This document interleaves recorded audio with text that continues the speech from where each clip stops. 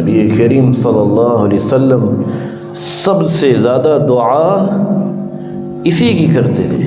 وہ حدیث دیکھ لیتے ہیں، وَأَنْ أَنَسٍ رضی اللہ تعالی عنہ قال كان أكثر دعاء النبي صلی اللہ علیہ وسلم اللهم ربنا آتنا في الدنيا حسنة وفي الآخرة حسنة وقنا عذاب النار۔ رواه البخاری فی کتاب الدعوات۔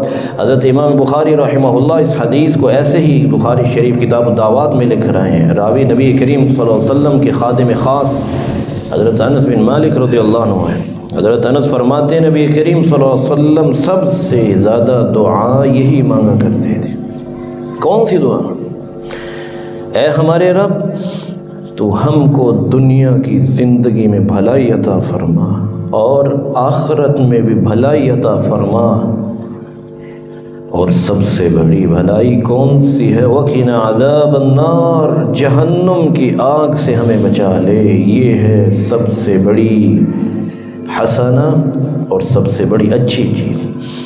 وَقِنَا عَذَابَ النَّارِ، سب سے زیادہ نبی کریم صلی اللہ علیہ وسلم یہ دعا فرمایا کرتے تھے کہ اللہ سبحانہ و تعالی دنیا میں بھی بھلائی عطا فرما اور آخرت میں بھی، اور آخرت کی سب سے بڑی بھلائی عطا فرما کہ جہنم کی آگ سے بچا لے۔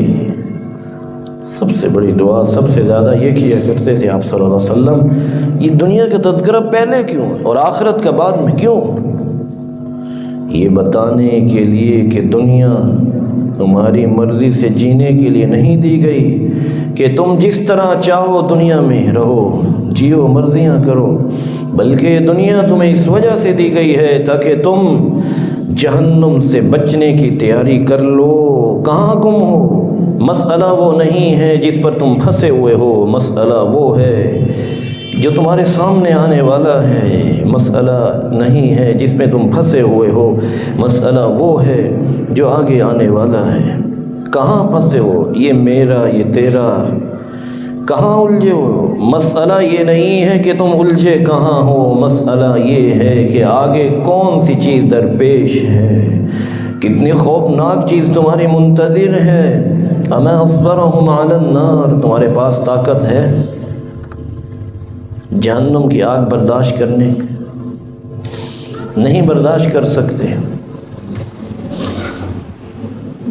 اس وجہ سے سب سے زیادہ نبی کریم صلی اللہ علیہ وسلم دعا کیا کرتے اے اللہ سبحانہ و تعالی جہنم کی آگ سے بچا۔ ہمارے نبی صلی اللہ علیہ وسلم یہ دعا کر رہے ہوں جو سب سے افضل سردار ہیں کائنات میں، سب سے افضل سردار، اگر وہ جہنم سے بچنے کی دعا کرتے اور سب سے زیادہ دعا مانگتے، ہمیں بدرجہ اولا جہنم سے بچنے کی دعا مانگنی چاہیے۔